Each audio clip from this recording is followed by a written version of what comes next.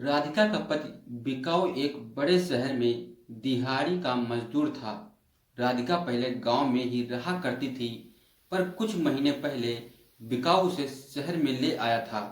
वे दोनों एक झुग्गी बस्ती में किराए के कोठरी में रहते थे। राधिका को खाना बनाने से लेकर हर काम उसी कोठरी में ही करना पड़ता था।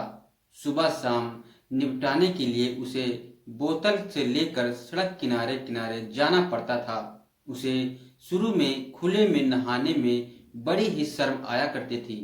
पता नहीं कौन देख ले, पर धीरे धीरे वह इसकी आदत सी हो गई थी। उसे बिकाऊ जो लड़का था वो 2 रोटी खाकर और 4 से 6 टिफिन में लेकर सुबह 7 बजे निकल जाया करता था। तो फिर रात के करीबन 9 बजे से पहले ही वह घर नहीं आता था। उसकी 12 घंटे की ड्यूटी थी। जब बिकाऊ को महीने की तनख्वाह मिलती थी तो वह बिना बताए राधिका से बिना पूछे ही वह दारू पीकर ही घर आया करता था। राधिका इसे समझ जाया करती थी कि उसको आज तनख्वाह मिल गई है, और वह राधिका के लिए दोने में जलेबी लेकर आया करता था और रात को उसका कचूमर निकाल दिया करता था। बिकाऊ राधिका से बहुत प्यार करता था, पर उसकी तनख्वाह ही इतनी कमी थी कि वह राधिका के लिए कभी साड़ी या कोई दूसरी चीज नहीं ला पाता था। एक दिन दोपहर में राधिका अपनी कोठरी में लेटी हुई थी कि दरवाजे पर कुछ आहट आई। वह बाहर निकली तो सामने एक जवान औरत को देखा था। उस औरत ने मुस्कुरा कर कहा, मेरा नाम मालती है, मैं बगल की झुग्गी में ही रहती हूँ। तुम जब से आई हो कभी तुम्हें बाहर निकलते ही नहीं देखा। मर्द तो काम पर चले जाते हैं, बाहर निकलोगी तभी तो जान पहचान बढ़ेगी। अकेले पड़े पड़े तो तुम परेशान हो जाओगी। चलो मेरे कमरे पर, वहां चलकर हम लोग जो है बातें करते हैं। राधिका ने कहा, मैं यहाँ नई नई आई हूँ, किसी को जानती पहचानती नहीं हूँ। तो वो औरत कहती है, अरे कोठरी से निकलोगी तभी तो किसी को जानोगी पहचानोगी। राधिका ने अपनी कोठरी में ताला लगाया और मालती के साथ चल पड़ी। जब वह मालती की झुग्गी में घुसी तो दंग रह गई। उस झुग्गी में 2 कोठरी थी, रंगीन टेलीविजन, फ्रिज, जिसमें से पानी निकाल कर उसने राधिका को पिलाया। राधिका ने कभी फ्रिज का पानी पिया ही नहीं था, ना वो उसने फ्रिज कभी देखा था और ना ही उसके बारे में कभी सुना था। राधिका ने पूछा, बहन यह कैसी अलमारी है? इस पर मालती जो है मन ही मन में मुस्कुरा देती है। उसने कहा, यह अलमारी नहीं फ्रिज है, इसमें रखने पर खाने पीने की कोई भी चीज हफ्तों तक खराब नहीं हुआ करती है। पानी ठंडा रहता है, बर्फ जम जाता है। पिछले महीने ही तो मैंने पूरे 10,000 रुपये का इसको जो है खरीदा है।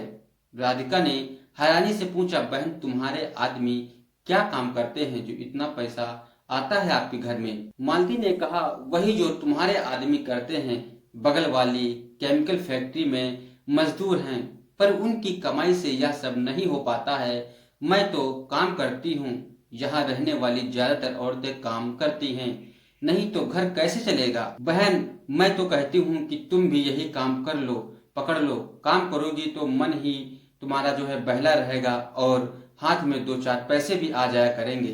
पर मुझे क्या काम करना पड़ेगा? ऐसा मालती कहती है। तो वह कहती है, मैं तो अनपढ़ हूँ, मैं तो कोई काम वैसा कर भी नहीं सकती हूँ। तो वह औरत कहती है कि मैं भी कौन सा पढ़ी लिखी हूँ, किसी तरह की दस्तखत कर लेती हूँ। या अनपढ़ों के लिए भी काम की कमी नहीं है। तुम चौका बर्तन तो कर ही सकती हो, कपड़े तो साफ ही कर सकती हो, चाय नाश्ता तो बना ही सकती हो। ऐसा काम कोठियों में खूब मिलता है और पैसे भी बहुत अच्छे मिलते हैं। चाय नाश्ता तो हर रोज मिलता ही है, और त्योहारों पर नए नए कपड़े और त्योहारों पर अच्छे अच्छे गिफ्ट भी मिलते हैं। आज मैं अपनी कमाई में से ही 2 बच्चों को प्राइवेट स्कूल में पढ़ा पा रही हूँ, और इनकी कमाई तो झुग्गी के किराए और राशन में ही और उनके दारू के खर्च में ही चली जाती है। क्या मुझे काम मिलेगा? राधिका ने जल्दी से पूछा। वह जो औरत होती है वह कहती है, क्या काम करना चाहोगी तो कल से ही काम मिलेगा। जहाँ मैं काम करती हूँ उसके बगल में रहने वाली कोठी की मालकिन काम वाली के बारे में पूछ रही थी। वे एक बड़े स्कूल में पढ़ाती हैं, उनके मर्द वकील हैं, 2 बच्चे हैं जो माँ के साथ ही स्कूल चले जाते हैं। मैं आज शाम को ही पूछ लूंगी और पैसों की बात भी कर लूंगी। मालकिन मालिक अगर तुम्हारे काम से खुश हुए तो तनख्वाह के अलावा ऊपरी कमाई भी आपकी हो सकती है। इस बीच मालती ने प्लेट में बिस्कुट और नमकीन सजा कर रख दी थी उसके सामने और चाय जो है गैस पर चढ़ा दी थी। चाय पीने के बाद मालती ने राधिका से कहा कि वह चाहे तो अभी उसके साथ चली चले। मैडम 2 बजे घर आ जाती हैं।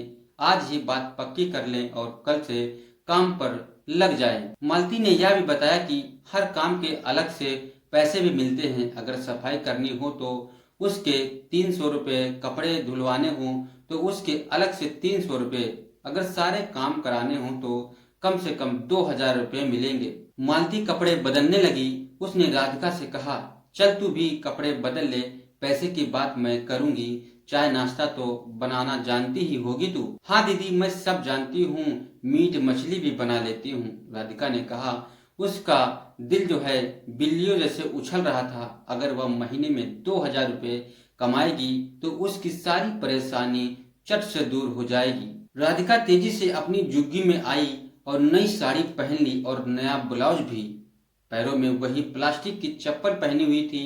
उसने आंखों में काजल लगाया और मालती के साथ चल पड़ी। राधिका थी तो सांवली थी, पर जोबन उसका एकदम गदराया हुआ था और नैन नक्श बड़े ही तीखे थे। गांव में ना जाने कितने मर्द उस पर मरा करते थे, पर उसने किसी को भी हाथ लगाने नहीं दिया था। इस मामले में वह बड़ी ही पक्की औरत थी। रास्ते में मालती ने कहा, बहन, अगर तुम्हारा काम बन गया, मैं महीने की पहली पगार का आधा हिस्सा लूंगी। यहाँ यही रिवाज है। मालती एक कोठी के आगे रुकी। उसने घंटी बजाई तो मालकिन ने दरवाजा खोला। मालती ने उन्हें नमस्ते किया। राधिका ने भी हाथ जोड़कर उनसे नमस्ते किया। मालती 2 साल पहले उनके घर भी काम कर चुकी थी। गेट खोलकर अंदर जाते ही मालती ने कहा, मैडम जी, मैं आपके लिए बाई लेकर आई हूँ। अच्छा, बाई तो बड़ी खूबसूरत है, पहले कहीं काम किया है? मैडम ने राधिका से पूछा। मालती ने जवाब दिया, अभी गांव से आई है पर हर काम जानती है। मीट मछली तो बनाती है कि खाओगी तो उंगलियां चाटती रह जाओगी। मेरे इलाके की है और इसलिए मैं आपके पास लेकर आई हूँ। अब आप बताओ कि कितने में काम कराना है आपको। मैडम ने कहा, देख मालती, काम तो सारा ही करना पड़ेगा। सुबह का नाश्ता और दिन में लंच तैयार करना होगा। रात का डिनर मैं खुद तैयार कर लूंगी। कपड़े धोने ही पड़ेंगे, सफाई भी करनी पड़ेगी, बर्तन पोछा भी सारे काम करने पड़ेंगे। सुबह जल्दी आना होगा। मैं 7:30 बजे घर से निकल जाती हूँ। इसके बाद मैडम ने मोल भाव किया और पूछा, कल से काम पर आ जाओगी? मैं कल से ही काम पर आ जाऊंगी, ऐसा मालती कहती है। जब काम करना ही है तो कल क्या है और क्या है परसों, राधिका ने ऐसा कहा था। रात में जब बिकाऊ घर लौटा तो राधिका ने उसे सारी कहानी सुनाई थी। बिकाऊ ने कहा, यह तो ठीक है कि तू काम पर जाएगी, पर कोठियों में रहने वाले लोग बड़े घटिया होते हैं, काम वालियों पर बुरी नजर रखते हैं। यह मालती बड़ी खीली खाई औरत थी। जिन कोठियों में काम करती है वहां मर्दों को फंसाकर वह खूब पैसे ऐंठती है। ऐसे ही नहीं, इसके पास फ्रिज और महंगी महंगी चीजें हैं। इस पर राधिका ने कहा, मुझ पर कोई हाथ ऐसे ही नहीं रख सकता है। गांव में भी मेरे पीछे बहुत कुछ छिछोरे लड़के लगे हुए थे, पर मैं भी किसी को घास नहीं डालती थी। एक दिन दोपहर में मैं कुएं से पानी भरने गई थी। जेठ की दोपहर थी। रास्ता एकदम सुनसान था। तभी ना जाने कहां से बाबू साहब का बड़ा लाड लड़का जो था वह आ गया था। अचानक उसे मेरा हाथ पकड़ लिया था। मैंने उसे ऐसा धक्का दिया कि कुएं में गिरते गिरते बचा था और फिर वह वहां से भाग गया था। मैं दबने वाली औरत नहीं हूँ, पर मैंने बात कर ली है। दुनिया में बुरे भले हर तरह के लोग होते हैं। बिकाऊ ने कहा, तू जैसा ठीक समझे, मुझे तुझ पर पूरा भरोसा है कि तू गलत नहीं है। दूसरे दिन राधिका सुबह जल्दी उठी और मालती को साथ लेकर 6 बजे तक कोठे पर पहुंच गई। मालकिन ने उसे सारा काम अच्छे से समझा दिया था। राधिका ने जल्दी से पोंछा लगा दिया, गैस जलाकर चाय भी बना दी थी। तू भी समय से नाश्ता कर लेना, चाहे तो बाथरूम नहीं भी साफ करना। साहब निकल जाएं तो कुछ कपड़े हैं उन्हें भी धो लेना। थोड़ी देर में राधिका साहब के लिए चाय बनाने चली गई। ठक की आवाज करके वह कमरे में आ गई थी और बेड के पास रखी छोटी मेज पर ट्रे को रख दिया था। साहब ने राधिका को गौर से देखा और कहा, देखना, बाहर अखबार डालकर गया होगा, जल्दी लेकर आना। राधिका बाहर से अखबार लेकर आई और साहब की तरफ बढ़ा दिया। इसी बीच साहब ने 500 का एक नोट उसकी तरफ बढ़ाया। राधिका ने कहा, यह क्या है? यह रख लो, मालती ने तुझसे 500 रुपये ले लिए होंगे, पहले यह काम कर चुकी है, इसलिए मैं तुम्हें ये 500 रुपये दे रहा हूँ। तुम ये 500 रुपये ले लो, पर मैडम से मत कहना। तनख्वाह मिलने पर मैं अलग से 500 रुपये तुम्हें फिर दे दूंगा, यह मुआवजा समझ लेना। लेकिन राधिका ने अपना हाथ नहीं बढ़ाया। इस पर साहब ने उसे 500 के 2 नोट लेने को कहा। राधिका ने साहब के बार बार कहने पर पैसे ले लिए और कपड़े धोने में लग गई। कपड़े धोकर जब तक उन्हें छत पर सुखाने के लिए डाला, तब तक साहब नहा धोकर तैयार हो चुके थे। उसने उनके नाश्ते के लिए आमलेट और ब्रेड तैयार किया, फिर चाय बनाई थी। नाश्ता करने के बाद साहब बोले, तूने तो नाश्ता अच्छा तैयार किया है, पर नाश्ते से ज्यादा तू अच्छी लगी मुझे। चाय देते समय उसने जानबूझकर ब्लाउज का बटन ढीला कर दिया था और ओढ़नी किनारे रख दी थी। अब मैं चलता हूँ, किसी चीज की जरूरत हो तो मुझे से कह देना, संकोच करने की कोई भी जरूरत नहीं है। साहब ने उसे टेलीविजन खोलना और बंद करके दिखाया और अपना बैग राधिका को पकड़ा दिया। बैग लेकर राधिका उनके पीछे पीछे कार तक गई। साहब ने उसके हाथों से बैग लिया। ना जाने कैसे साहब की उंगलियां उसके हाथों से छू गई। राधिका भी 2 सेकंड के लिए रोमांचित सी हो उठी थी। साहब के जाने के बाद राधिका ने गेट बंद किया। फिर वह कोठी के अंदर आई और दरवाजा बंद कर लिया। वह नहाने के लिए बाथरूम में गई। ऐसा बाथरूम उसने कभी अपनी जिंदगी में पहली बार देखा था। तरह तरह के साबुन, तेल की शीशियां और शैम्पू की शीशी और आदमकंद जो था, आईना भी था उसके सामने। राधिका को लगा कि वह किसी दूसरी दुनिया में आ गई है। कपड़े उतार कर पहली बार जब से वह गांव आई थी, उसने जमकर साबुन लगा लगा कर और फिर बाथरूम में टांगे तौलिए से देह पोंछकर मैडम का दिया हुआ पुराना सूट पहनकर अपने आप को एकदम आईने में निहार रही थी। उसे लगा कि वह राधिका नहीं, कोई और ही औरत है। अपने कपड़े धोकर राधिका उन्हें भी छत पर डाल आई। फिर बचे हुए पराठे खा लिए। थोड़ी चाय बच गई थी, उसे गर्म कर कर पी लिया, नहीं तो बर्बाद ही हो जाती, ऐसा वह राधिका मन ही मन में सोच रही थी। धीरे धीरे राधिका ने उस घर के सारे तौर तरीके सीख लिए थे। वह सारा काम जल्दी जल्दी निपटा दिया करती थी और किसी को शिकायत का मौका भी नहीं देती थी। मैडम उसके काम से काफी खुश थी। 1 महीना कब बीत गया उसे पता ही नहीं चला।